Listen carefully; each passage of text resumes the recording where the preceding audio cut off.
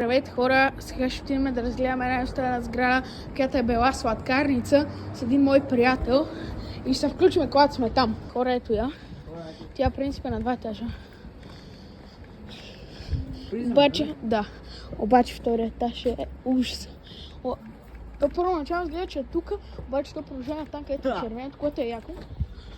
И да. Между тук има една история с един друг приятел. Ние се разделихме един наляво, един надясно. И някакъв имаше и брат почава мета едни бутилки. От тука? Да бе. И почава ни гони.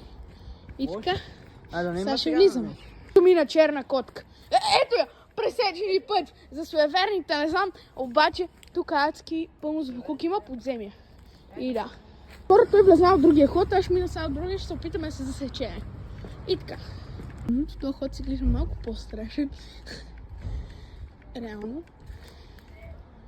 Но да. В плана. Връщам се от неговата страна. Точно на входа има кръв и спринцовки, ми каза. И отиваме да видим. Той също ми покаже спринцовката. Ево. 3-4 спринцовки. Еди. А кръвта? Това беше една само нека. Спринцовката.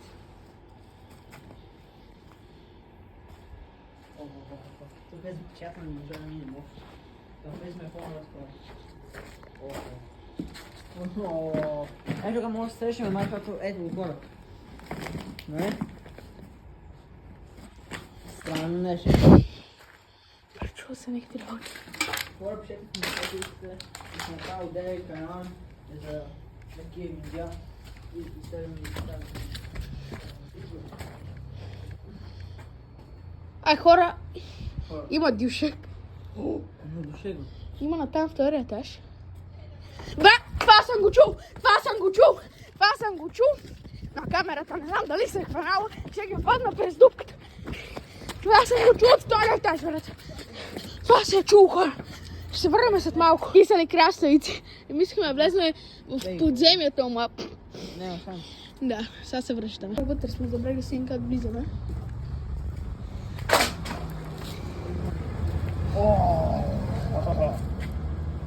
О, не. Смеше се скачи. Тук ще пропадне. Еми хора, до тук бехме, защото то ще пропадне. Не. Не знам. Пълно е слайна. Ето къде ще да падне. Реално няма нищо. Ние реално не можем да влезнем, както видяхте нагоре, защото стълбите са ужас. Така че хора, както казвате, ако искате такива още такива видеа, се абонирайте и харесайте. И чао!